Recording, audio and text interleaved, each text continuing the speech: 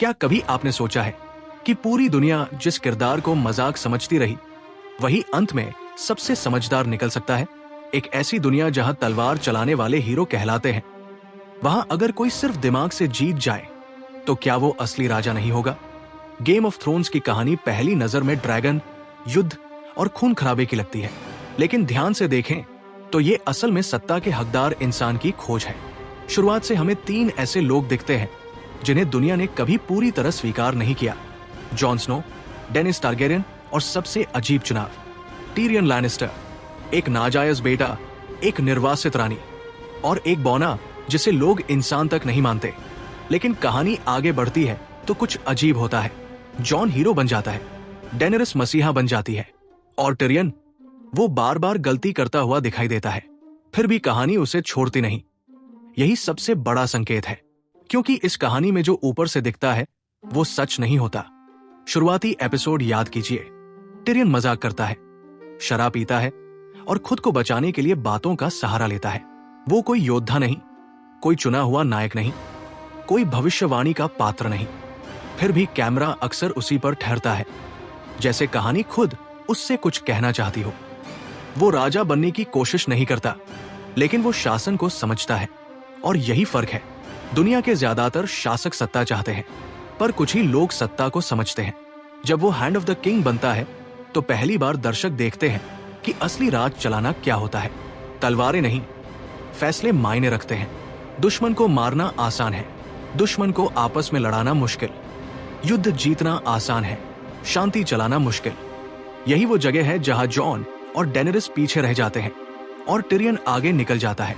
John सम्मान से चलता है, लेकिन राजनीति नहीं समझता। डेनेरिस आदर्श से चलती है, लेकिन लोगों की प्रकृति नहीं समझती। टिरियन वो इंसानों को समझता है। वो जानता है लोग अच्छे नहीं होते, लेकिन उन्हें बेहतर बनाया जा सकता है। और शायद राजा वही होना चाहिए जो इंसानों को वैसे देखे जैसे वो है, न कि जैसे वो होने चाहिए। टिरियन का सबसे बड़ा हथियार उसकी किताबें या उसकी चतुराई नहीं है, बल्कि उसका दर्द है। बचपन से अपमान, परिवार की नफरत, हर अपराध का झूठा आरोप। उसने दुनिया को सबसे बदतर रूप में देखा है, इसलिए वो सबसे संतुलित नजरिया रखता है। जिस इंसान को कभी सम्मान नहीं मिला, वो सम्मान की कीमत समझता है। युद्ध जीतने वाले राजा बहुत हुए, लेकिन नफरत झेलने वाला राजा बहुत कम।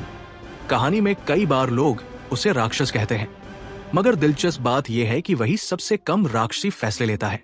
जब बाकी लोग बदला चाहते हैं, वो समझौता चाहता है।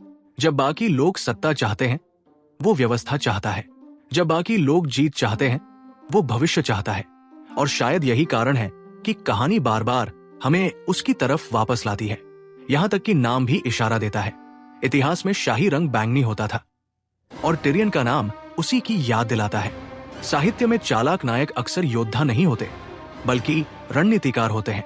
और इस कहानी के लेखक जॉर्ज आर मार्टिन ने खुद कहा था कि वो खुद को सैमुअल टार्ली जैसा मानते हैं, लेकिन बनना टिरियन जैसा चाहते हैं।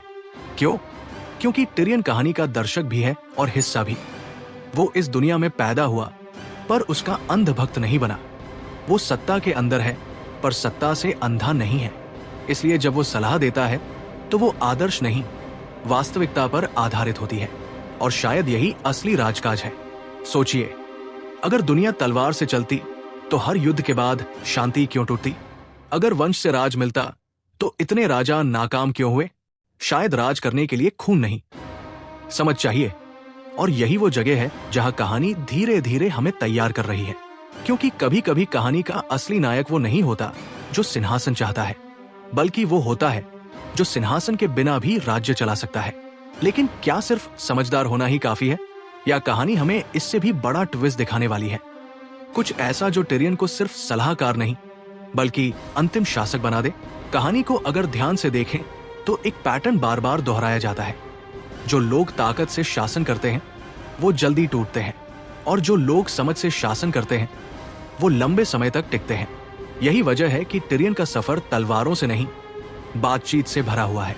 जब वो पहली बार सत्ता के असली केंद्र में आता है, यानी किंग्स लैंडिंग में हैंड ऑफ द किंग बनता है, तब हमें पहली बार एहसास होता है कि राज चलाना युद्ध जीतने से बिल्कुल अलग चीज है। शहर भूखा है, दुश्मन दरवाजे पर है, अंदर साजिशें हैं। और राजा बच्चा है। ऐसे में किसी योद्धा को रख देते तो वो सिर्फ लड़ाई की तैयारी करता, लेकिन टिरियन पहले पानी, अनाज और लोगों की मानसिकता संभालता है। वो समझता है कि युद्ध तलवार से पहले दिमाग में जीता जाता है। ब्लैक वाटर की लड़ाई इसका सबसे बड़ा उदाहरण है। वहां उसने सबसे कम सैनिकों से सबसे बड़ी सेना को रोका। उसने दुश्मन को हराया नहीं, उसने दुश्मन को फंसाया। यही फर्क है रणनीति और बहादुरी में। बहादुर लोग इतिहास में याद रखे जाते हैं, लेकिन रणनीतिकार इतिहास बनाते हैं, और यहीं से उसकी असली क्षमता सामने आती है। वो गेम समझता है। बाकी लोग सिंहासन को ताकत मानते हैं, वो उसे जिम्मेदारी मानता है। जब उसे मास्टर ऑफ कॉइन बनाया जाता है तो वो पहली बार बताता है कि असली युद्ध खजाने में लड़ा जाता है। अगर पैसा खत्म तो सेना खत्म, अगर कर्ज बढ़ा तो राजा कठपुतली बन गया। वो आयरन बैंक का जिक्र करता है, यानी सत्ता सिर्फ तलवार नहीं, अर्थव्यवस्था भी है। यही कारण है कि वो अक्सर सबसे साधारण सवाल पूछता है, लोगों को क्या चाहिए? क्योंकि जनता जीतने से नहीं, स्थिरता से खुश होती है। अब दिलचस्प बात यहां आती है। जॉन स्नो और डेनेरिस दोनों अच्छे इंसान हैं, लेकिन दोनों में एक कमजोरी है। वो मानते हैं कि सही काम करने से सब ठीक हो जाएगा।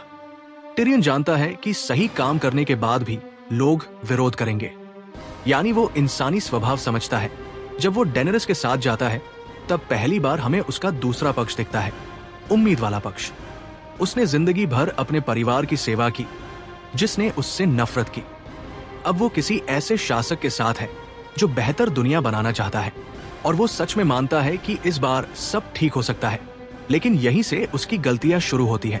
वो बार बार दया पर भरोसा करता है, दुश्मनों को मौका देता है, समझौता करवाना चाहता है, और हर बार उसके फैसले उल्टे पड़ते हैं। दर्शक सोचते हैं, क्या वो पहले जितना चतुर नहीं रहा? असल में समस्या उल्टी है। पहले वो सिर्फ जीवित रहने के लिए खेल रहा था, अब वो आदर्श दुनिया बनाने की कोशिश कर रहा है, और राजनीति आदर्शों से नहीं चलती। यही कारण है कि वो अपनी बहन पर भरोसा कर बैठता है। वो उम्मीद करता है कि इंसान बदल सकते हैं, और यही उसकी सबसे बड़ी ताकत भी है और सबसे बड़ी कमजोरी भी। क्योंकि जो इंसान लोगों की अच्छाई देख सकता है वही सबसे ज्यादा धोखा खाता है। लेकिन एक शासक के लिए यही जरूरी भी है। अगर राजा लोगों पर भरोसा ही न करे तो राज्य डर से चलता है।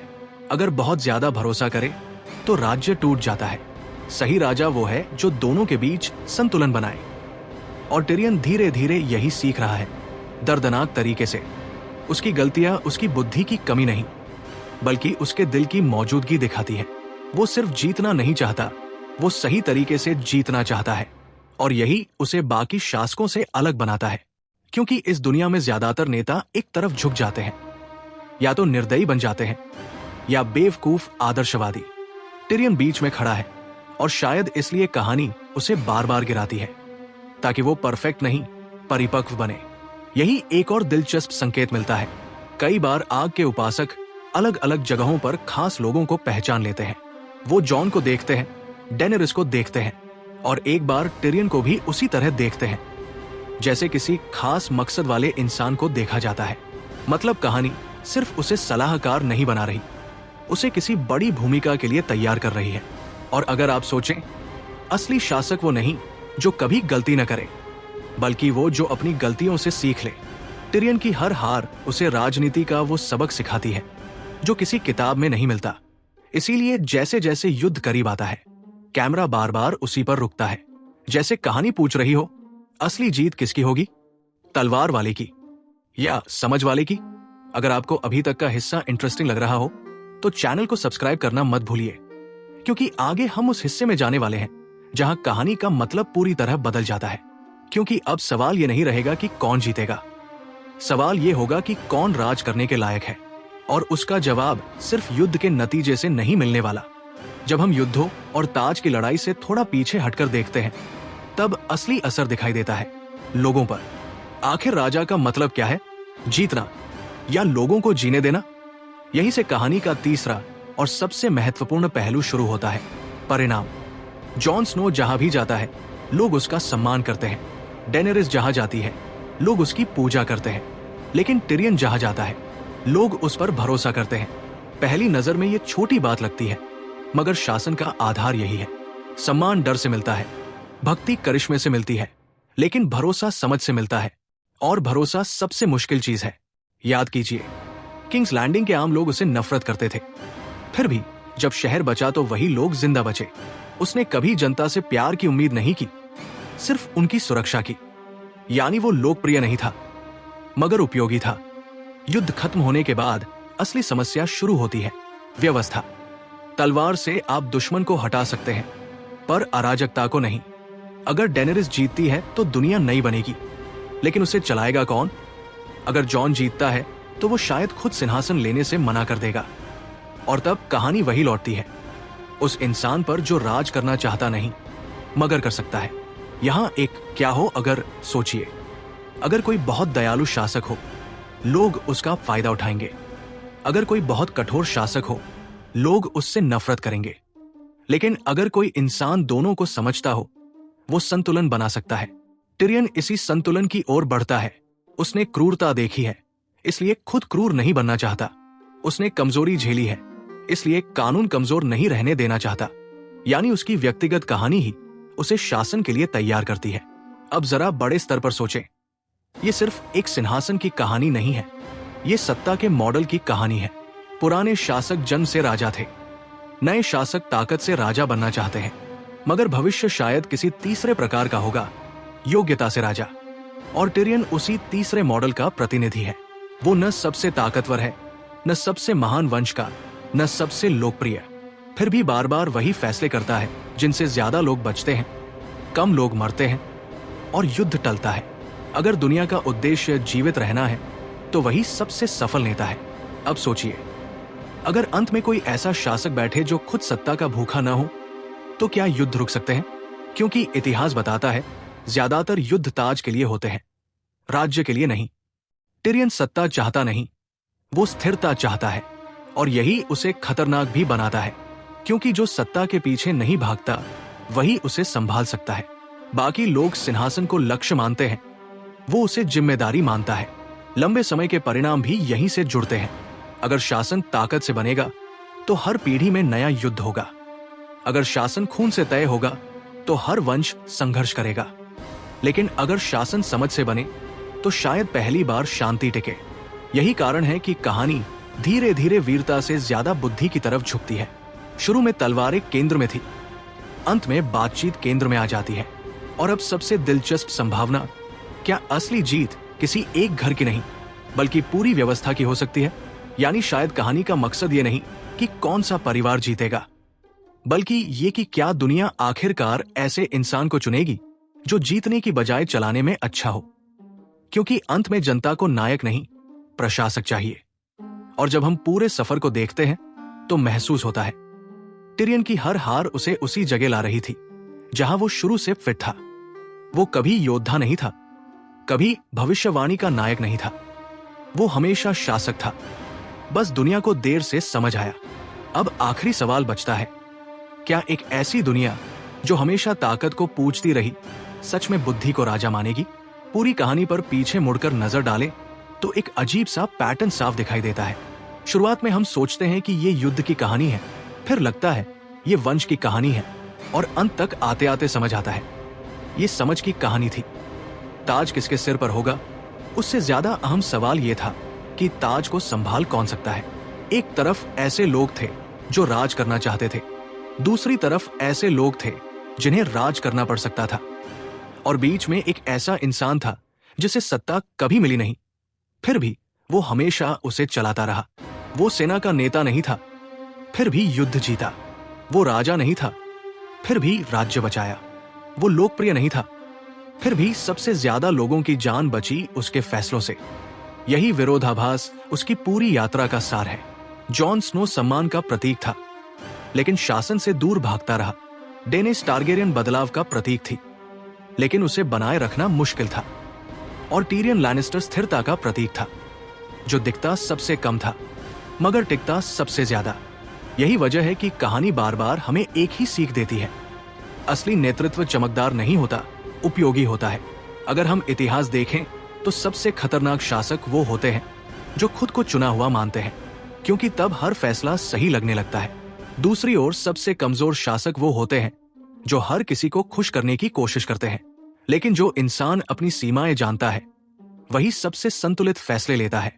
टिरियन हमेशा खुद को गलत मानने को तैयार रहता है। यही गुण उसे बदलने देता है, और शायद यही वजह है कि उसकी गलतियां भी कहानी का हिस्सा बनती हैं, न कि उसका अंत। वो परफेक्ट नहीं बनता, वो बेहतर बनता है, और शायद यही किसी शासक की असली योग्यता है। कहानी हमें यह भी बताती है कि सत्ता का असली उद्देश्य जीतना नहीं, नुकसान कम करना है। जब बाकी लोग सम्मान, बदला या आदर्श के लिए लड़ते हैं, वो परिणाम के बारे में सोचता है। कितने लोग मरेंगे, कल क्या होगा, युद्ध के बाद कौन जिएगा, यानी उसका नजरिया आज नहीं, कल पर है।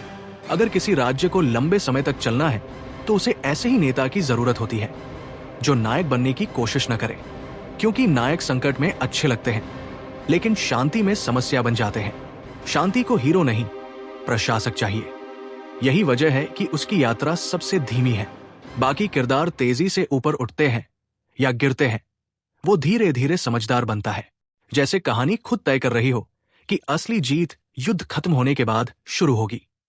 और शायद यही पूरी कथा का छिपा हुआ संदेश है। सही राजा वो नहीं जो सिंहासन ले, बल्कि वो जो सिंहासन को बदल दे। तो अब सवाल आपसे है, अगर किसी दुनिया में सबसे योग्य व्यक्ति सबसे कम पसंद किया जाता हो, क्या लोग उसे सच में अपना शासक चुनेंगे?